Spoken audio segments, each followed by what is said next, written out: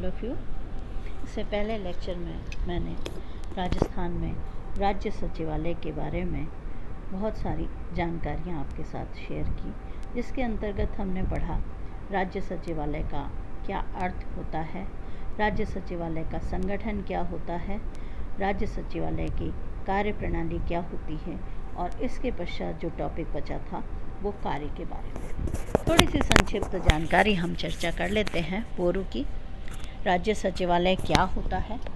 प्रत्येक राज्य का अपना सचिवालय, सचिवों का आलय होता है, जिसमें राज्य सरकार के बहुत सारे विभाग होते हैं। विभागों का प्रमुख मंत्री और प्रशासनिक प्रमुख सचिव होता है। मुख्य पूरे राज्य सचिवालय का प्रधान होता है, जबकि सचिव एक या दो विभागों के प्रमुख होते हैं। सचिव प्रायः वरिष्ठ IAS अधिकारी होते हैं, और कई बार ऐसा भी होता है कि वो विशेषज्ञ वर्ग के होते हैं। चूँकि IAS सामान्यज्ञ वर्ग के होते हैं और विषय के विशेषज्ञ जो है विशेषज्ञ वर्ग इसमें आते हैं। जैसे हम लोक निर्माण विभाग का जो प्रमुख होता है वो प्रायः मुख्य अभियंता के रूप में होता है। यहाँ यह भी बात ध्यान देने योग्य है कि सचिव पूरे राज्य सरकार का सचिव होता है, किसी मंत्री विशेष का सचिव नहीं होता है। विभिन्न राज्यों के सचिवालय में विभागों की संख्या अलग अलग होती है, जो 15 से लेकर के 35 के बीच हो सकती है। प्रायः सामान्य प्रशासन विभाग, सिंचाई विभाग, कानून, वित्त, समाज कल्याण, कृषि, आवास, स्थानीय प्रशासन, उद्योग धंधे, पंचायती राज, सहकारिता, योजना, बहुत सारे विभाग होते हैं। सचिवालयों के अधिकारियों के बारे में हम बात करें तो जो ढांचा होता है, इसका मैंने PDF भी आप लोगों के साथ शेयर किया है। तो वीडियो के साथ साथ अगर हम PDF को भी देखें तो हमें एक नोट्स के रूप में भी वो उपलब्ध रहता है। तो इस वीडियो के माध्यम से मैं आपको सारी जानकारी देती हूँ, और हम आपस में लेक्चर के माध्यम से उसको शेयर करेंगे, और PDF के माध्यम से वो नोट्स के रूप में रहेगा। अधिकारियों में सचिव, विशेष सचिव, उसके नीचे संयुक्त सचिव, संयुक्त सचिव के नीचे उप सचिव, उप सचिव के नीचे अवर सचिव, अवर सचिव के नीचे सहायक सचिव होते हैं। निम्नलिखित श्रेणी के कर्मचारी भी होते हैं। अनुभाग अधिकारी, जिसे हम अधीक्षक भी कहते हैं, सहायक अधीक्षक, उच्च श्रेणी लिपिक, अवर श्रेणी लिपिक, आशु लिपिक यानी टाइपिस्ट, और श्रमिक भी।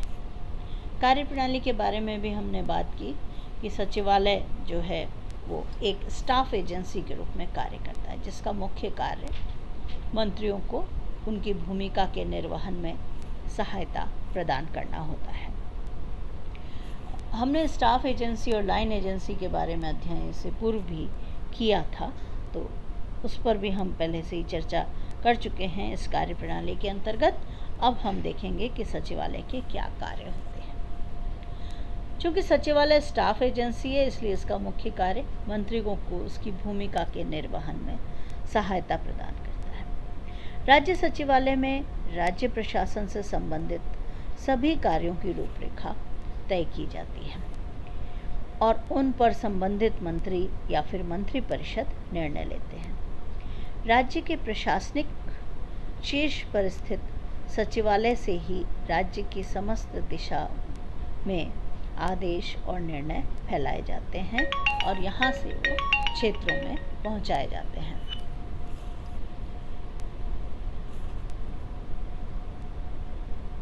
सचिवालय को राज्य की शासन व्यवस्था पर नियंत्रण, निर्देशन और पर्यवेक्षण का भी शक्ति प्राप्त होती है। वह मुख्यमंत्री, मंत्रिपरिषद, मंत्रिमंडल, मंत्री, विधानसभा, केंद्र राज्य संबंध, कार्मिक प्रशासन, वित्तीय प्रशासन आदि सभी से संबंधित राज्य प्रशासन के कार्यों को पूरा करता है। जो सचिवालय का पहला कार्य होता है वो पॉलिसी मेकिंग का होता है, महत्वपूर्ण कार्य नीति निर्माण करना, राज्य सरकार की नीतियों और कार्यक्रमों को निर्धारित करना। मंत्रालय से संबंधित नीतियों का निर्माण में सचिवालय मंत्री को सहायता देती है। वे नीति परिवर्तन के लिए भी मंत्रियों को परामर्श देते हैं। मंत्रिपरिषद द्वारा राज्य के लिए जो नीतिगत निर्णय लिए जाते हैं उसके लिए आवश्यक तथ्य, आंकड़े, परामर्श भी सचिवालय देता है। दूसरा जो कार्य होता है, बनाई गई राज्य सरकार की जो नीतियां हैं उन कार्यक्रमों को क्रियान्वित करना, यानी पॉलिसी इम्प्लीमेंटेशन। सचिवालय नीति क्रियान्वयन में भी मंत्री की मदद करता है। सचिव के माध्यम से ही मंत्री निदेशालयों, कार्यपालक एजेंसियों द्वारा संपादित नीति क्रियान्वयन पर नजर रखते हैं। तीसरा जो कार्य होता है, प्लानिंग संबंधी, नियोजन संबंधी।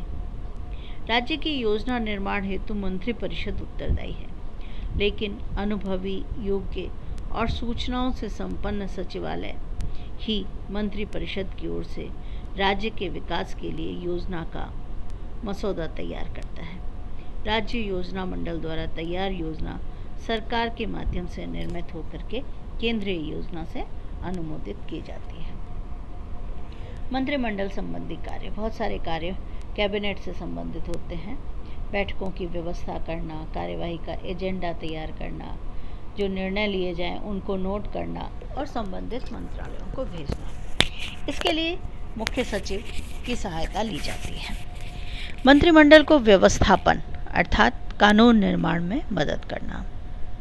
राज्यपाल के अभिभाषण को मंत्रिमंडल की तरफ से तैयार करना। विधानसभा का सत्र को बुलाना, सत्रावसान करना और उसे भंग करने से भी संबंधित प्रस्तावों को मंत्रिमंडल के निर्देशन में तैयार करना।